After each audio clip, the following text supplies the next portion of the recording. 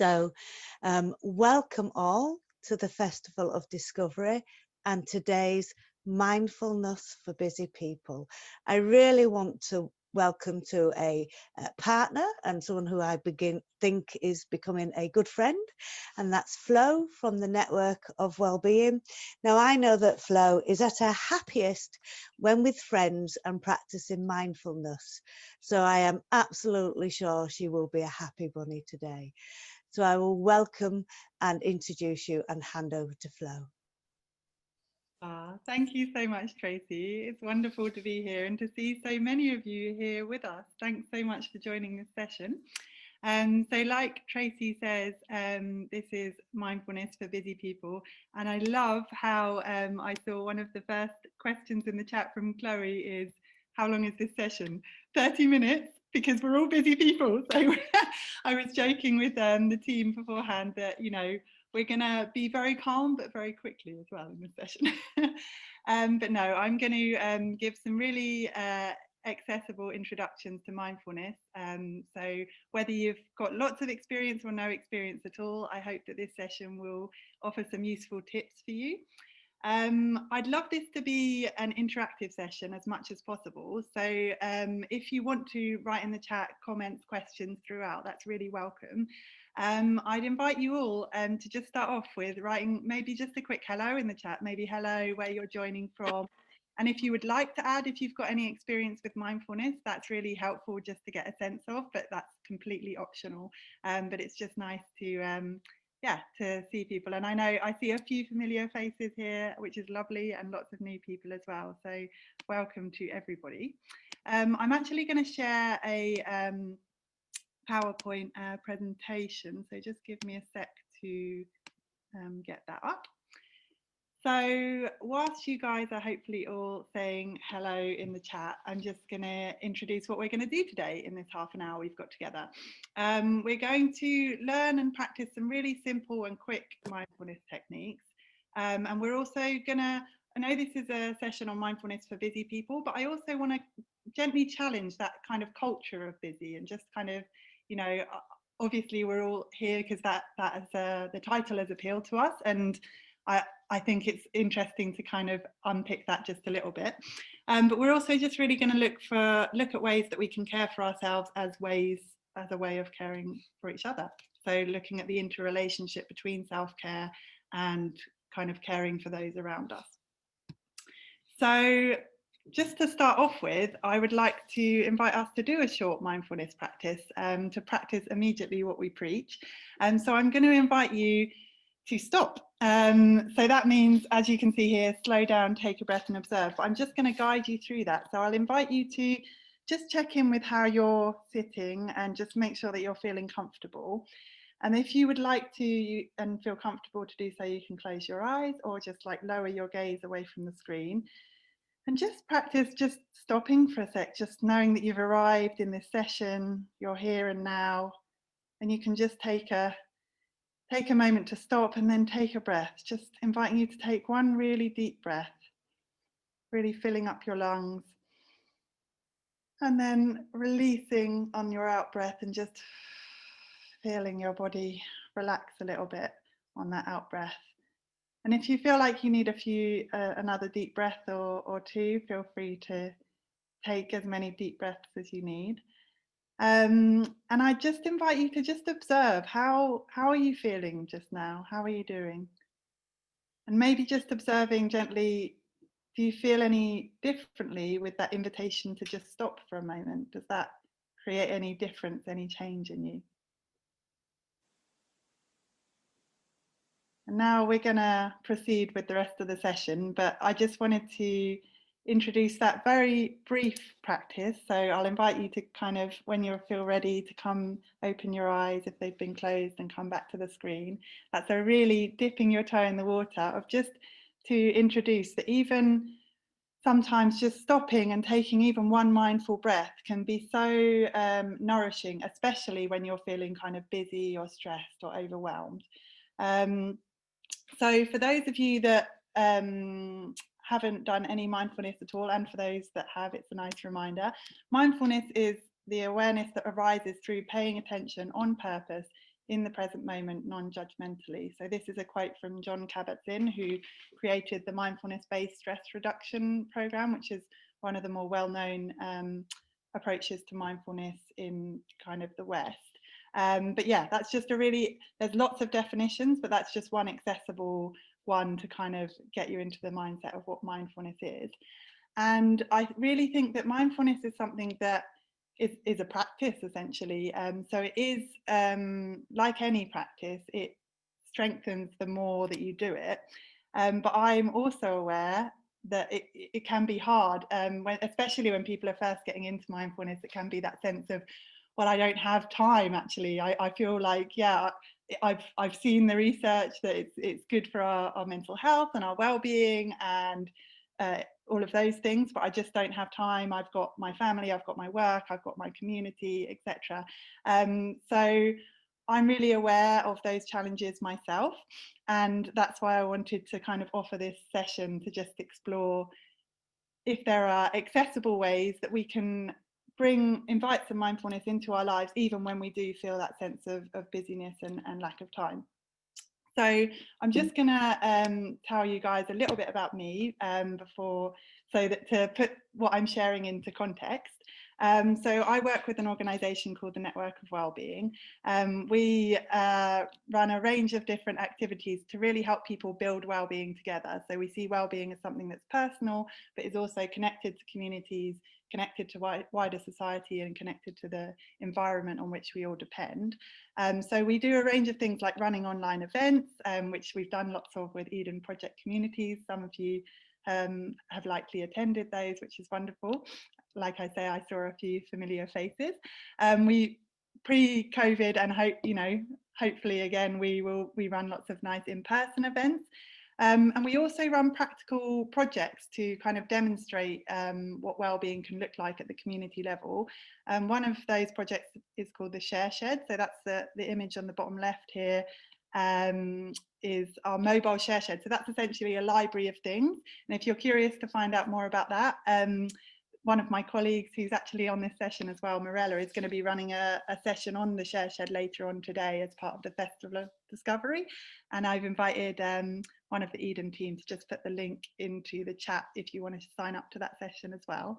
And we also have a beautiful retreat centre in Devon called Eden Rise, which is pictured there as well. So we've got a range of activities, and what we really try and encourage is people to make that connection between their personal well-being and the collective. A bit about me personally, I live in Rotterdam actually. I work remotely and I live together with my daughter and my husband. And it's actually, I share this because in becoming a parent and a working parent, that's when I've been practicing mindfulness for about 6 or 7 years and teaching for a few years.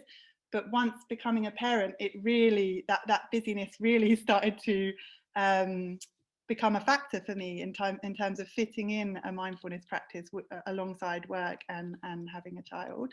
And I wanted to share this kind of amusing picture of my little family, because sometimes people get the idea that practicing mindfulness means you're sitting alone, really calm and tranquil, that you don't have any problems anymore. And it's completely not like that. Like I said, I've been practicing mindfulness for years, but still, of course, everyone has challenges in their family and their life.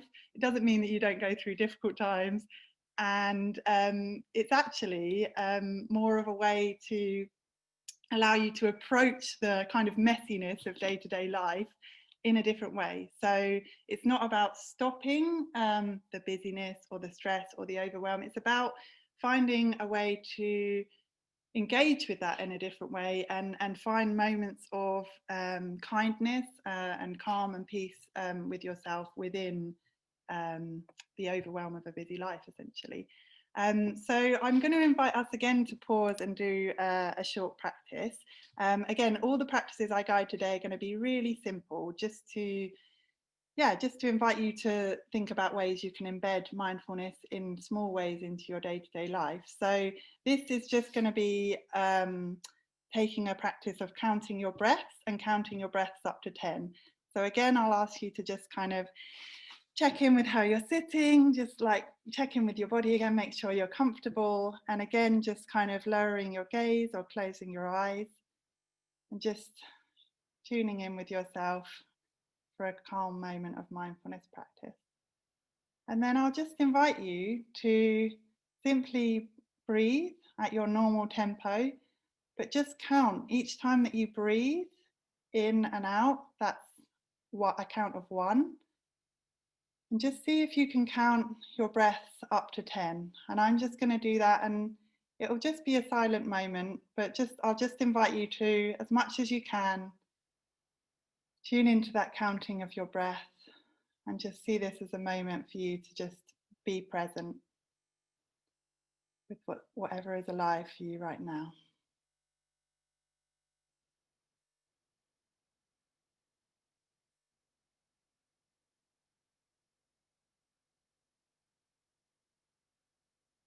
And you might find that your mind wanders, you get distracted. That's totally okay. That's totally part of the process.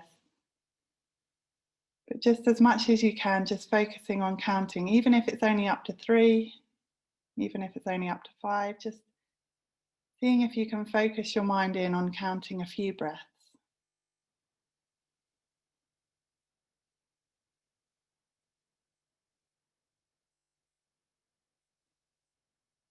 And then whatever number you have reached, I'll invite you to just gently open your eyes or bring your gaze back to the screen. And again, like I say, these are very mini practice moments, but I'm just trying to communicate in my words and in practice that mindfulness doesn't need to be half an hour out of your day every morning sitting in silence. It can be simple moments of just noticing your breath. So this is something I might do, for example, when I'm putting my daughter to bed, that I just, especially if it's a stressful bedtime or something, I might just, give myself that moment of calm even whilst I'm doing something. So just now I can't see the chat, so once I stop sharing, I'll be able to bring in some of your comments. But I'd love you to share in the chat box yourself. Maybe there are moments that you have during the day where you could easily take this kind of mindful pause, whether through kind of stopping or counting your breaths. So like I say, for me, it can be sometimes putting my daughter to bed. It could be washing your teeth. It could be making your breakfast. So maybe just sharing in the chat, like, are there moments where you feel that this kind of thing could be really accessible for you in terms of embedding it in your day-to-day life? And like I say, I'll come to some of the comments once I finish my presentation. But I just wanted to touch on this point I mentioned at the start, that we need to stop glamorizing overworking and busyness associated with it.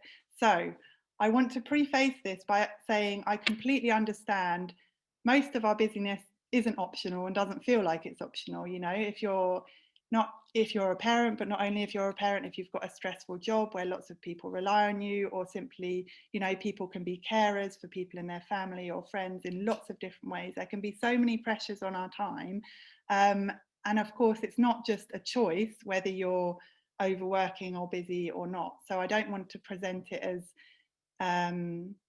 something an additional thing you should kind of beat yourself up about. Oh, I should stop being so busy.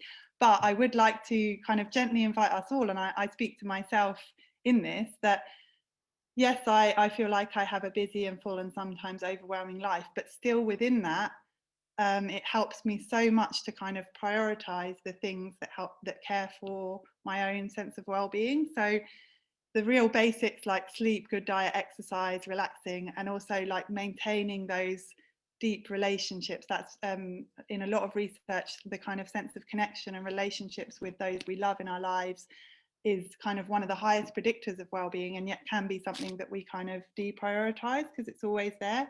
So yeah, just encouraging us to kind of gently challenge that, wearing, like it says in this post, wearing your burnout as a badge of honor. I think it's totally understandable that we are busy, but it needs to, our approach to it, we need to kind of wear our well-being as a badge of honor, I think, to celebrate the fact that we're taking care of ourselves, and to celebrate taking pauses and taking time out, and actually to see that as something that's productive, because you can't pour from an empty cup. You can't just keep going and giving and giving.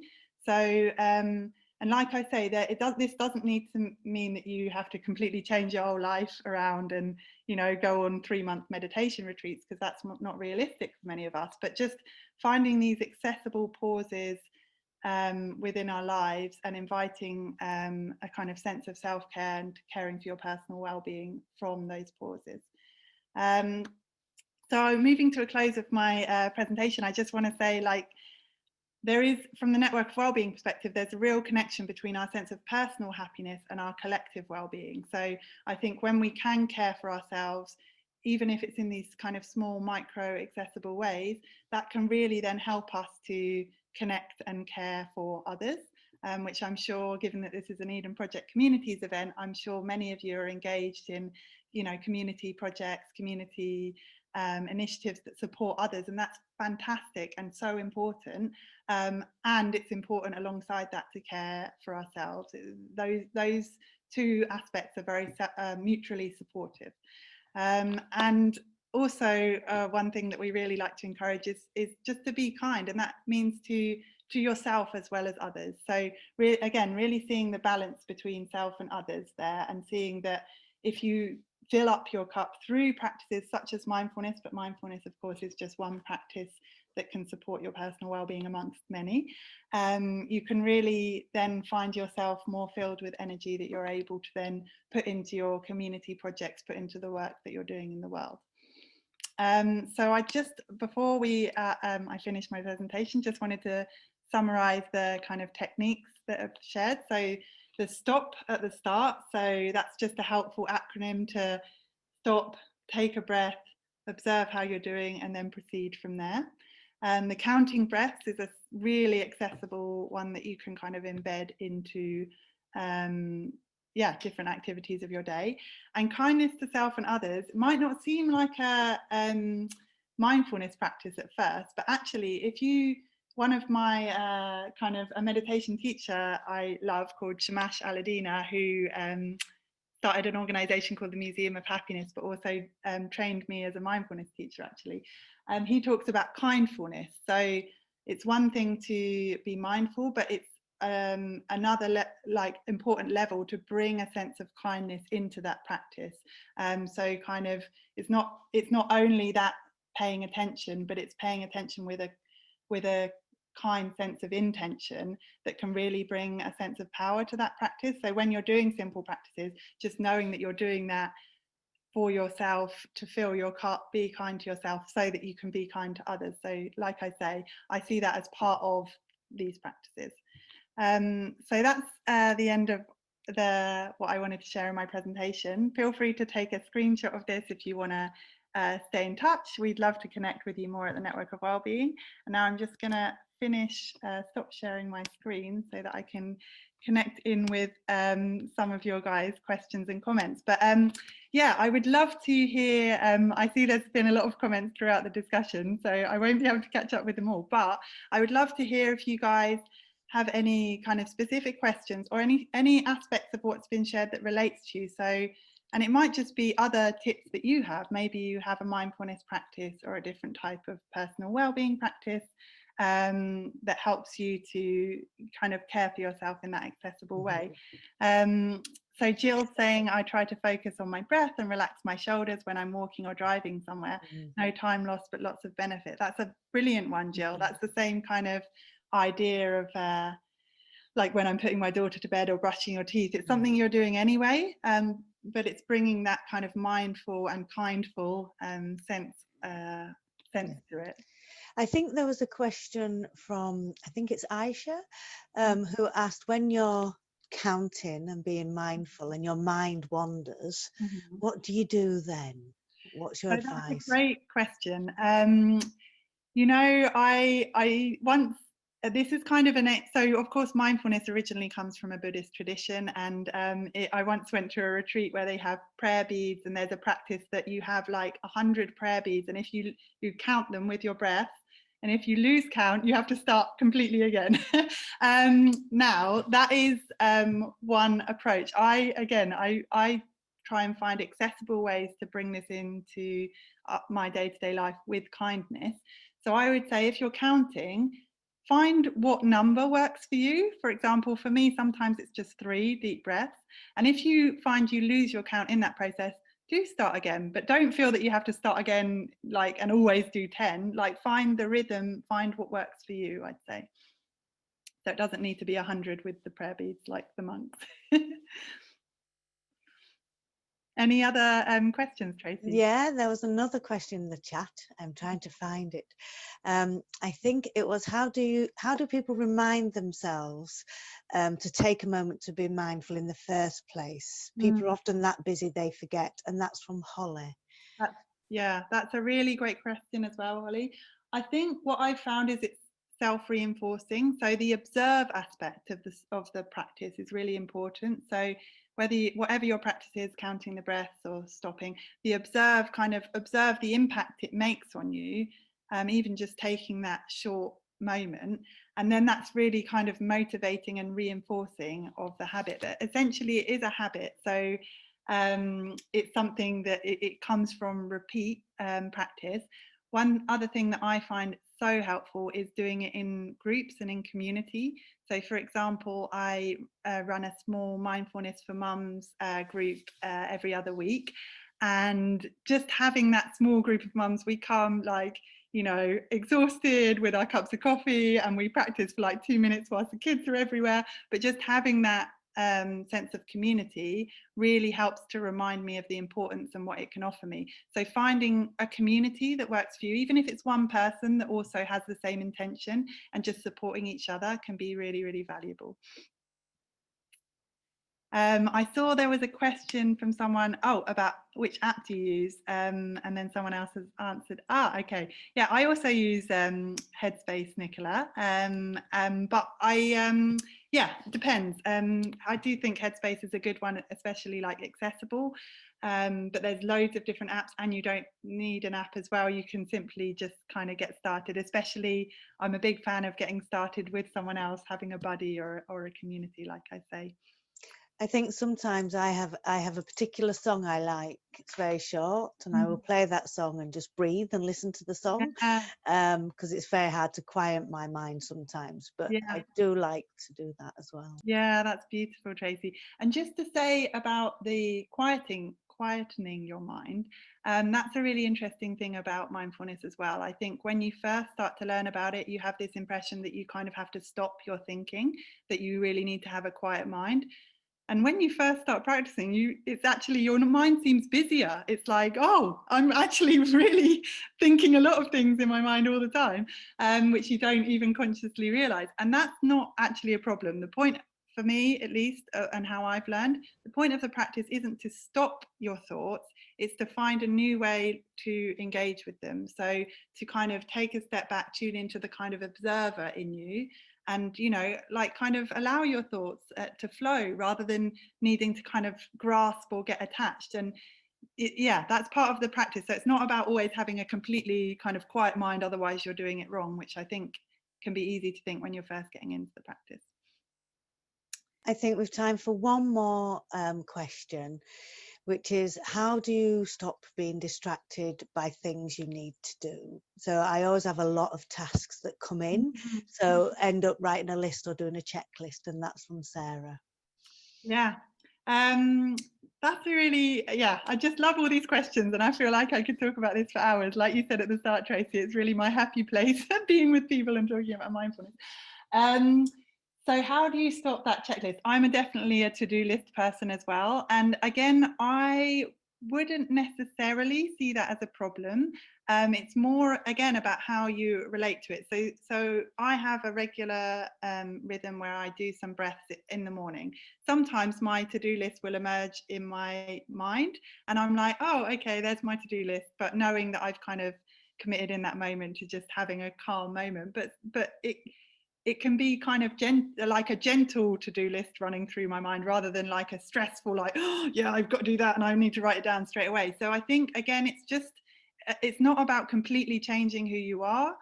And I think it's really important to say a sense of purpose and activities in the world, and all of the amazing work that I'm sure you guys are all doing, they're important, and that's also really good for our well-being. And it's not, I'm not encouraging that we all kind of completely step back from that, but that we just find kind of calm and kind ways to engage with ourselves within that.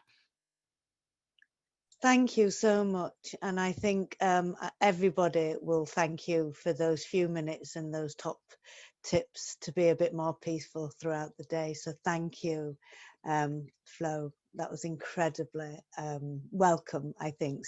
Definitely at the start for me of the Festival of Discovery. So thank you. Yeah, thank you, and thank everyone for being here. So if you've enjoyed the session or not, I can't believe, we do have a little survey we're asking people to complete. And also, if you'd like, you can always donate to the Eden, as it is a charity, Eden Project, if you've enjoyed your experience, but please don't feel pressured. And of course, there's lots more happening over the weekend. So we do have Morella and the Share Shed later, and a bit of yoga tomorrow, and lots of other stuff. So if you've enjoyed this, we'd love to see you back. So thank you very much for joining Mindfulness for Busy People. Thank you so much, Flo. Thank you, Tracy. And just one final small thing, I'd love to take a little screenshot of this event, just so that we can share on our social media, if that's okay with you guys. Yes. So I'll just do that now. So if you don't want to be in it, feel free to turn your camera off. But if you'd love to, you can wave or smile, and you will. Lovely to see you here, Lisa. Like, I see your enthusiastic waving. So thank you. And we're Network Wellbeing without an O in the network on Twitter. So I'll share that shot if anyone wants to connect with us more. Thanks so much. Thank you. Thank you, everybody. See you all later. Thanks. Bye. Bye, everybody. Bye. Bye. I love Chloe said.